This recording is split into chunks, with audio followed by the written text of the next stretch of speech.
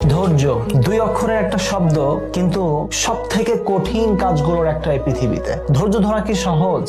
সহজ না। ধৈর্য ধরা মানে নিজের খারাপ সময়টাকে একা একা ফেস করে সামনে আগানো। ধৈর্য ধরা মানে নিজের মন খারাপ কান্নাকে হাসির মাধ্যমে লুকিয়ে রাখা। ধৈর্য ধরা মানে নিজের সেই দিনটার জন্য অপেক্ষা করা যে দিনটায় আপনার প্রতি হওয়া অন্যায়, অবহেলা, অবিচারের শেষ হবে। ধৈর্য ধরা মানে আল্লাহর উপর বিশ্বাস রেখে সামনে আগানো। ধৈর্য ধরা মানে নিজের সব প্রতিকূলতার বিরুদ্ধে গিয়েও নিজের জীবনকে এগিয়ে নিয়ে যাওয়া, নিজের স্বপ্নের পেছনে ছোটা। ধৈর্য সহজ না। এই পথ আপনার একলাকেই পাড়ি দিতে হবে। এই পথে আপনার কোনো সাথী থাকবে না। আপনার যত কাছের মানুষই হোক, আপনি তাদের পাশে পাবেন না।